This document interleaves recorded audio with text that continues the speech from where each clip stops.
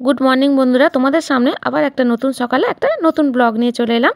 পিঙ্কি ব্লগে তোমাদের সকলকে অনেক অনেক স্বাগত আর অনেক ভালোবাসা।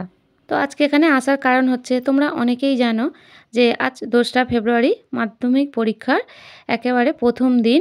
তো খুদে খুদে পড়ুয়াদের পাশে দাঁড়িয়ে উৎসাহ প্রদান করার জন্য আর তাদের সঠিক গন্তব্যস্থলে পৌঁছে দেওয়ার জন্যই কিন্তু টোটোর পরিষেবা ব্যবস্থা আমাদের সদানন্দ স্মৃতিসংঘ ক্লাব থেকে করা হয়েছে। মাধ্যমিক পরীক্ষার্থীদের আজ একটা বিশেষ গুরুত্বপূর্ণ দিন, তাই ক্লাবের সদস্যরা আমরা প্রত্যেককে খুদে খুদে পড়ুয়াদের শুভকামনা জানাতে সকাল সকাল বিদ্যালয়ের সামনে দেখো চলে এসেছি। তো এই যে সকলে যাচ্ছে, আর এই বিদ্যালয়ে কিন্তু অনেকজনের পরীক্ষা পড়েছে, 3-4টে স্কুলের পরীক্ষা পড়েছে এখানেও।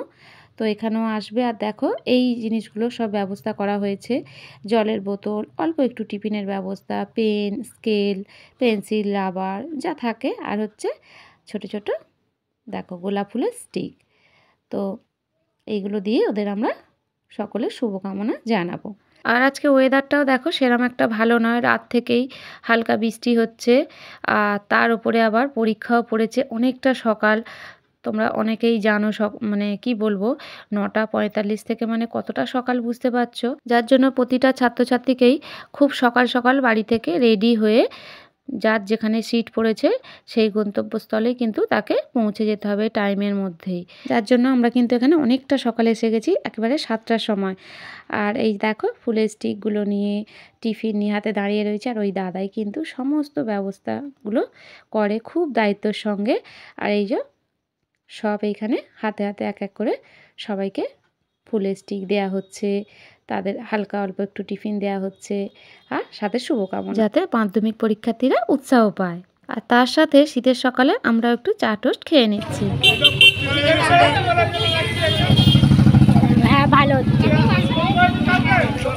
ফুলটা নাও, ফুলটা নাও, ফুলটা নাও।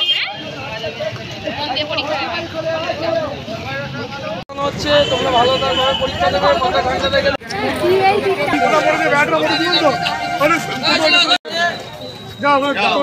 তো মাধ্যমিক পরীক্ষার্থীদের আমাদের সকলের তরফ থেকে অনেক অনেক শুভকামনা রইল, তারা যেন খুব ভালোভাবে পরীক্ষা দিতে পারে, তাদের খুব ভালো রেজাল্ট হয়। আগামী দিনেই তো তারাই আমাদের দেশের ভবিষ্যৎ, ওরাই আমাদের মেরুদণ্ড।